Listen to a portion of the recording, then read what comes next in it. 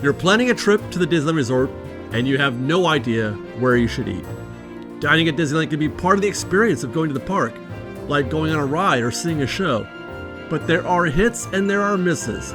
Some restaurants are pure magic, some are kind of awful. We're going to take you on a guided tour around the Disneyland Resort and cover every quick service dining location, ranking each as we go. And when we're done, you'll know exactly where you'll want to eat on your next visit to Disneyland. And we're going to start on Main Street at Refreshment Corner, or better known as Coke Corner by guests.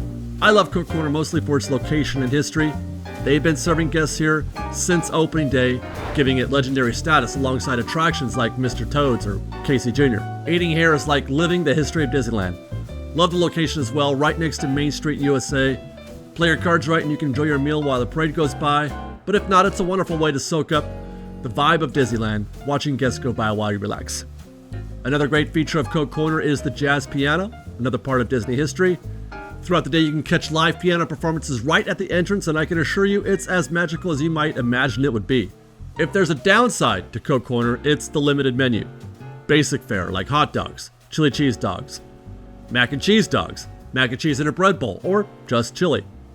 Snacks include a variety of pretzels and my personal favorite, the Firefly chips. However, there is almost always some kind of seasonal item offered here. By the way, fun fact, Refreshment Corner is the only place in the park where you can get a cherry Coke the old-fashioned way. Regular Coke out of the fountain with separately mixed cherry-flavored syrup. And also, this might interest those of you who like to stay all the way to closing. It's one of the few dining locations in the park that remains open until midnight, park closing. It's a favorite pastime of ours to end our late night visits here for a soft pretzel and a Coke as we watch the tired but satisfied guests head out of the park.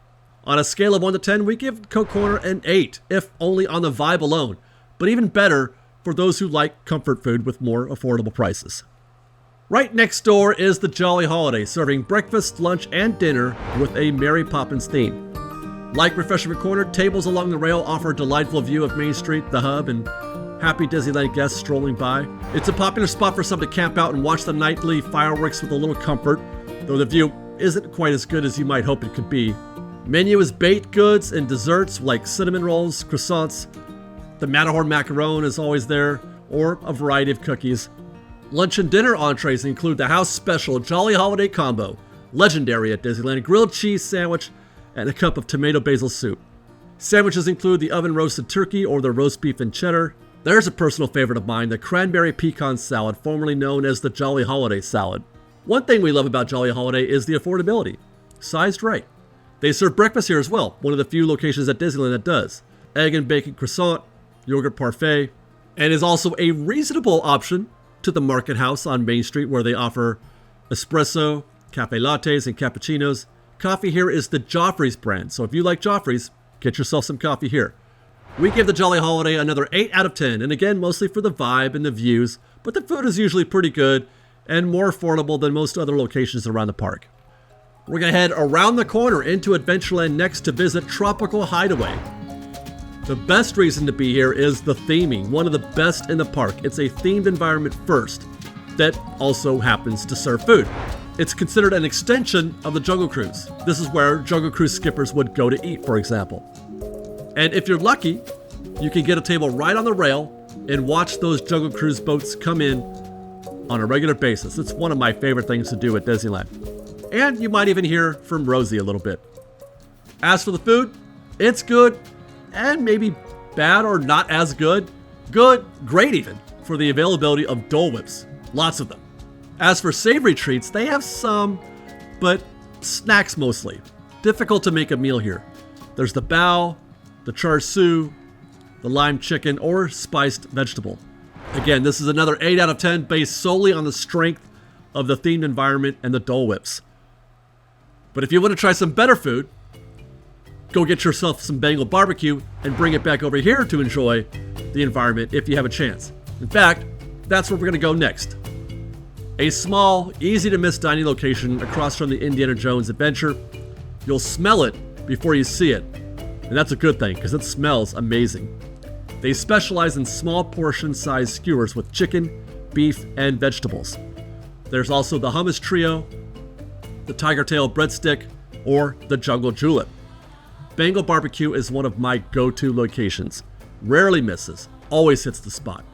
My personal go-to when I'm there is the Bangal beef skewer, vegetable skewer, and the jungle julep. I love the flavor. I love the snack-size portion pricing. It allows me to build any size meal I need at the time. Very rarely will you get more food than you can eat. Sometimes though, if we're being fair, the beef can be a little overcooked, a little chewy. And also, it can be difficult to find a place to sit, even though they expanded the seating area a couple years ago. But we're not going to hold that against the Bangal BBQ because that's a problem pretty much wherever you go at Disneyland. So 9 out of 10 here, a definite favorite of this show. Around the corner next to Rancho Del Zorro, a quick service dining location that looks like table service with that beautiful entry into the restaurant and gorgeous decorative elements throughout. You'll find classic Mexican options like enchiladas, burritos, tacos, and grilled chicken. On the lighter side, you can get the tostada salad with chicken or maybe a Mexican Caesar salad. One-of-a-kind treats offered here as well, like the chocolate cake flan or horchata, including an horchata cold brew. Prices here are in the middle of the range for quick service, but the food is a little bit above middle of the range, in our opinion. The theming and dining experience is quite nice. I love it here. Made a little more fun if you can get a seat next to those Big Thunder Railroad trains coming in. Perhaps the best part of Rancho, for some anyway, is that it's quite easy to get an order placed here as there is no competition from mobile order. And there are multiple windows to place that order. It's a breeze. It's easy. All in all, a lovely way to enjoy a meal, so we're going to give it an 8 out of 10 once more. Across the street from Rancho is the Golden Horseshoe, like Refreshment Corner, a dining location that is steeped in history. The Horseshoe has been serving guests since before the park opened, having been the location of Walt and Lillian's 30th wedding anniversary prior to the park opening. Everything about the Horseshoe screams opening day Disneyland, which is wonderful. You get that feeling when you go in there. The exterior is terrific. The interiors are great. You even get a live show throughout the day. But that's the extent of the good news, I'm afraid. The bad news is that food here is average at best. Okay fish and chips, standard chicken tenders, more okayness with the chicken mixed salad. They're making a meal out of mozzarella sticks. It's not great. Prices, though, are pretty affordable. The desserts are fun, especially the seasonal stuff they do here for the After Dark events or holidays. Unfortunately, even the history of the place and the live show, it can't save the Golden Horseshoe, in our opinion. 5 out of 10, and would recommend this only to families who have a lot of mouths to feed and need affordable food that pretty much everyone can agree to. And with that, you could say chicken tenders and fish and chips are kid-friendly. Right around the corner from the Golden Horseshoe, and sharing a kitchen, in fact, is the Stage Door Cafe. Basically just a more convenient way to get those same chicken tenders or fish and chips, plus a hand-dipped corn dog. Gonna give this one a 6 out of 10, though, for that slightly more convenient service and the corn dog. And because that corn dog is more likely to be hot and fresh compared to the one sold at the corn dog cart on Main Street. If you want to know why, I recommend watching our corn dog challenge video here on Fresh Baked. For now, let's go to New Orleans Square next and the Royal Street Veranda. For the infrequent visitor, this one is a little harder to find, tucked into a little corner right in between Pirates of the Caribbean and the Haunted Mansion gift shop. Limited menu here: sourdough bread bowls, clam chowder, potato and leek or mushroom, vegetable, and farro stew. They'll also offer a rotating variety of treats depending on the season. Currently, it's cookies and cream fritters. And there is a new breakfast offering as of this writing, the Waffle Cristo. In the end, what the Royal Street Veranda is known for is the clam chowder bread bowl, and for good reason. It's delicious and it's filling. 7 out of 10, if only because what it does right. You want a bread bowl, this is where you go. Just gotta find a place to eat it. A little further down the promenade is Tianas Palace, or what was once the French Market. New owner, new look, and a new menu. It's still New Orleans themed food, Creole and Cajun, and we love eating here for 3 reasons: the food, the vibe, and the buffeteria style service. As for the food, there's the house gumbo, the 7 greens gumbo, no protein, Cajun half chicken, muffaletta sandwich, beef po' boy, and the Gulf shrimp and grits. We've tried most all of this, but our favorite so far is the shrimp and grits, the first time it's ever been served in a quick service dining location. The other items will vary, based on your own individual preference and tastes. Two things we can recommend to everyone, though, are the buttermilk cornbread, it goes with everything on the menu, and the house-filled beignet. Literally, those beignets are filled with the yummy lemon icebox filling right there before your eyes. And it's different than the beignets you get at the Mint Julep bar. Let's not also forget that they have kids' meals here, and side orders are also quite good and unique. Roasted chicken drumsticks for the kids, toasted ham and cheese sandwich, or a side of baked macaroni and cheese. All in all, one-of-a-kind menu in a wonderful setting. The interiors are delightful, the view is terrific, live music too. I mean, what's not to love? Well, the prices maybe. Tianas is definitely on the higher end of the spectrum, with the half chicken coming in at $19 as of this writing. Maybe you can find someone to split it with. We mentioned the style of service. Unlike most dining locations at Disneyland where you walk up to a counter and place an order, Tianas is buffeteria style. Food is prepared in advance, then plated for you as you make your way around the buffet. This is the most efficient mode of food service possible, and it's the reason why it's the one instance where I would recommend not using mobile order. Unless the queue is, out the door and around the corner toward Haunted Mansion, get in the standby queue and you'll spend just a few minutes getting your food. Ever since we've been coming to Disneyland, this location has always been a favorite, whether it's the French Market or Tianas Palace. 9 out of 10. Next door is the Haunted Mansion. Across the Haunted Mansion is the Harbor Galley. Pretty much the same type of setup as the Royal Street Veranda, though Harbor Galley has a slightly more diverse menu. There's the lobster roll, tuna salad sandwich, and it's also the other place to get a clam chowder and a sourdough bread bowl. They serve also cheddar broccoli and the same mushroom vegetable and farro stew as Royal Street Veranda. And you can also get a side of fruit or chocolate chip cookies a la carte. Now they're known for their lobster roll, which is in fact pretty good, but I usually opt for the tuna sandwich. It's a filling meal, not something you're likely to find anywhere else, and it's just $10 at the time of this recording. Recently, the Harbor Galley got an upgrade with the construction of Pelican Landing, more seating with a delightful view of the rivers of America and boat traffic going by. Or you can sit in the shadow of the Mark Twain or the Columbia. Or you can follow what we call the secret path to some still somewhat unknown extra seating, along with a delightful view of what was Splash Mountain and soon to be Tiana's Bayou Adventure.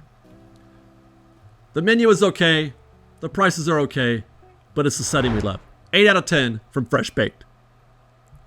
Follow that secret path on your way to Critter Country and you'll find the Hungry Bear, one of the greatest dining locations you'll find anywhere in any Disney park, and I say that without any hyperbole.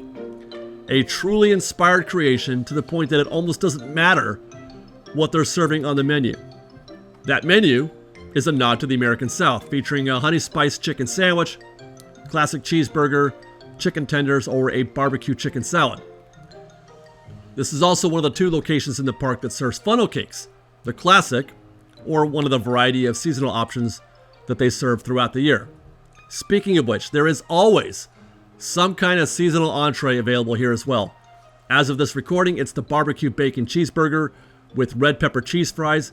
That is outstanding, I have to say. But the guest favorite is probably the chicken sandwich and the funnel cakes. In general, the food is, it's okay. It's not often we find something there that is truly exceptional, except for that barbecue cheeseburger. But it's not bad either. But as I said, it almost doesn't matter, because when you go to the Hungry Bear, you're going for the experience. Sit on the rail and watch the river traffic go by. It's a truly unique experience that makes you say, yeah, we're at Disneyland. Food alone is probably a 6 out of 10, but the view and the vibe make it a 9 out of 10. We'll go to Galaxy's Edge next and stop at Ronto Roasters. Once more, a very limited menu here, but they're really good at what they do. I have no idea what kind of meat that droid is cooking there, but it's really cool that it's using a pod racing engine to cook it. And that's what's great about Ronto Roasters. Well, Galaxy's Edge in general. Standard offering is the Ronto wrap. It's pretty good. They also have a meatless option, the Ronto Less Garden Wrap, which is in my opinion, actually better than the regular Rancho wrap. For breakfast, you can try the Rancho morning wrap, also pretty good. But for me, the suns, rise and set with the Tatooine sunset. I get one of these probably once a week at least, and they've never let me down. 9 out of 10. Right next door is Docking Bay 7. Expansive menu, wonderful location, expertly themed inside and out, great spot right in the middle of the land. In fact, it might be the only dining location in any park that serves as the visual cue as to where you are. The food? Well, let me just say, it's our favorite place to eat anywhere at the Disneyland Resort. Creative and diverse, daring, and not just because you're eating fried tipya, which is actually just chicken to you and me. Daring in that they're ready and willing to offer you choices that you definitely cannot find anywhere else. Not always a hit, but boy do they try. And most of the times they get it right. Today, you can get the shrimp stew, beef arrabbiata, fried chicken, or an Andorian chicken salad. But our absolute favorite, the one meal we can rely on every single time we go, our favorite meal in the entire Disneyland Resort, the Felucian kefta and hummus garden spread. Great taste and great value. The prices here are otherwise a little on the higher end, which is one more reason why we love the kefta. All in all, Docking Bay 7 stands above all other locations in its ability to serve good food, creatively and in an expertly themed environment with plenty of seating. 10 out of 10. Moving next to Fantasyland with a stop at the Red Rose Tavern.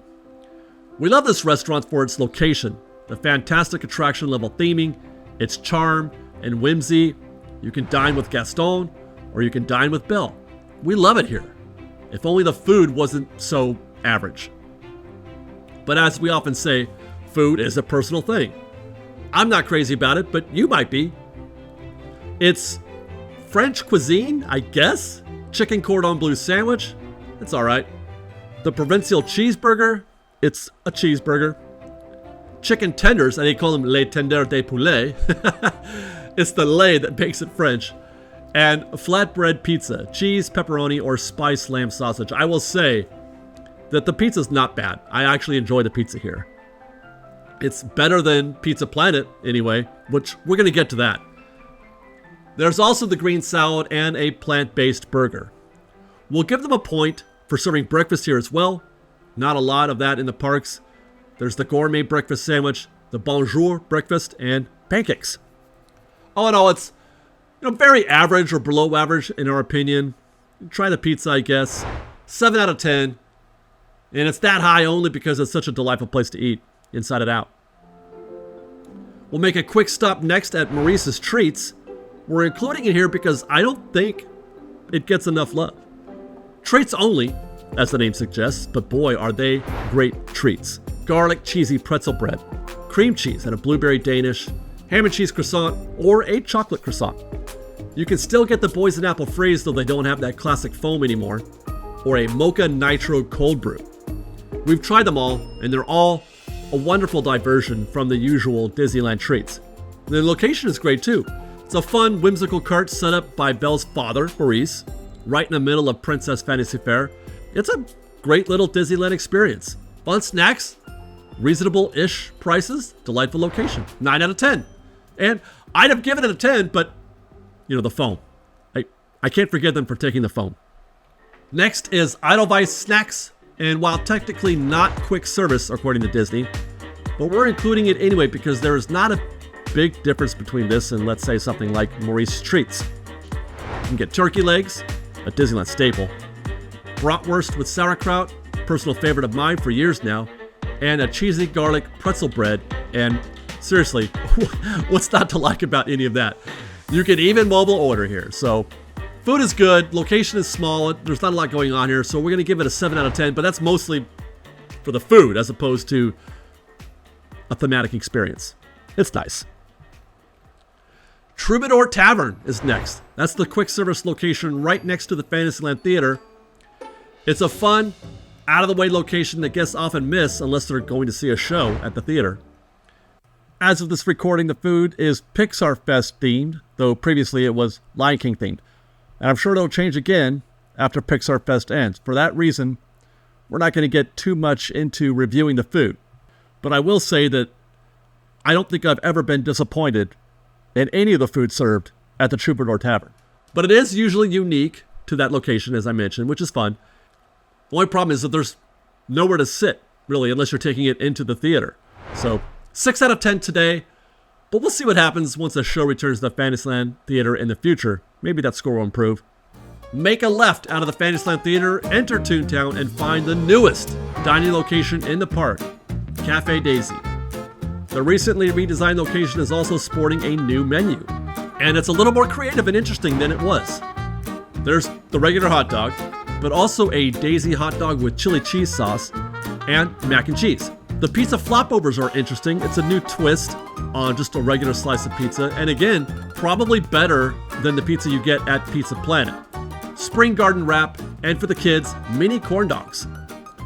Finished with some goody-goody donuts, which are in fact goody-goody, and we're quite happy with the upgrade to the Cafe Daisy. Prices are okay, not crazy about spending $15 for a hot dog or $7 for chips with chili cheese sauce on them. Plus, it is usually always bonkers busy in there, so getting a table can be a challenge. 7 out of 10 for Cafe Daisy, and one of those points is just because I love being in Toontown. I think I've mentioned that before. We'll pass through Fantasyland on our way to Tomorrowland. Will things get a little less amazing? There's the Galactic Grill, always busy as heck here, as it's one of the busiest lands in the park on a regular basis. One reason to love eating here is the music, and just being in that Tomorrowland space, which is, in my opinion, very Disney, but that's where the positives end, I'm afraid. The food here is very okay. Chicken sandwich, the mushroom Philly sandwich, and guys, there's no steak in that sandwich. It's literally just mushroom. Know before you go. Chicken tenders, cheeseburger, chopped salad. I mean, basic. It's the very definition of what Disneyland food used to be, which is weird considering it's Tomorrowland. One thing they do fairly well, though, at this restaurant is seasonal food. Like the Hungry Bear, there's usually always something new and different on the seasonal menu. Right now, that's the orange cranberry parfait, but there are often savory entries as well. And we'll give them again a point for serving breakfast. It's not terrible. Chicken tenders with funnel cake fries and maple syrup. I guess the maple syrup makes it breakfast. There's also the breakfast bagel sandwich, which I approve, and the breakfast burrito, which is okay. Or a soy chorizo country breakfast burrito, which sounds great. Prices are in the middle to low end of the spectrum, and as mentioned, the vibe is pretty good, with usually enough seating for everyone, in spite of how busy it usually is, so we'll give it a 6 out of 10. Across the way is Alien Pizza Planet, known for its pizza around the world, but not in a good way. For a place with pizza in its name, they do it worse than any place I've ever tried. And not just in a Disney park, but anywhere, ever. It's honestly better at Cafe Daisy or Red Rose Tavern. A French quick service dining location makes better pizza than the place that's called Pizza Planet. I'm hoping I'm making myself clear there. They also serve average pasta or spaghetti. Some like the chicken fusilli. I do not. The chicken sesame ginger is new to the menu, and I give them credit for trying on that one. And then there's $9 for one slice of what is usually cold pepperoni. The food is not great. The prices are not great. How about the theming? Also not great. It's supposed to be Pizza Planet from Toy Story. Kind of. It's not. Frankly, I really don't understand what they're doing here. I'm giving Pizza Planet a 2 out of 10. I'm very sorry. And that leaves us with the Plaza Inn at the top of Main Street. A lot of people think this is a difficult dining location to eat at. Some might even think it requires a reservation. It looks like the kind of place that would require a reservation.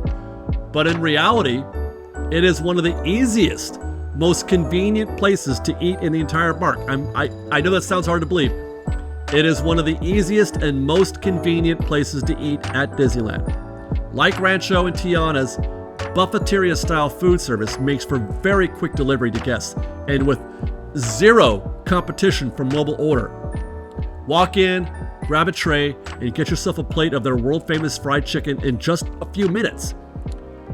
Then, once you get your chicken, you're going to have no difficulty finding a place to eat here, as there is more seating at the Plaza Inn, I think, than at any other dining location in the park. There are tables everywhere, inside and out.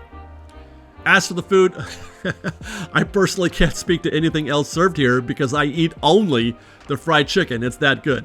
I love the fried chicken at Plaza Inn. It's the best, and like I said, I don't even know what else they serve. And it was Walt's favorite place to eat as well, so that just takes it over the top. 10 out of 10, Plaza Inn, 10 out of 10. And that's it, guys. That's every quick service dining location at Disneyland ranked. I hope you find this helpful for those of you planning to make a trip to Disneyland. Stay tuned to Fresh Baked for more. And if you like our show and want to show your support, please do consider joining our Patreon campaign at patreon.com/freshbaked. And then you can follow us on Instagram at _freshbaked, on Twitter at freshbakedisney, that's fresh with no E, and on TikTok at freshbakedisney. Otherwise, thanks again for watching, everybody. We love you. Enjoy your food at the Disneyland Resort. Let us know your thoughts. Let us know what you chose, and if your feelings about that location are in alignment with our thoughts. I would love to compare notes. Leave us a comment below. We love you guys. Be safe out there. Be kind to one another. And Fresh Baked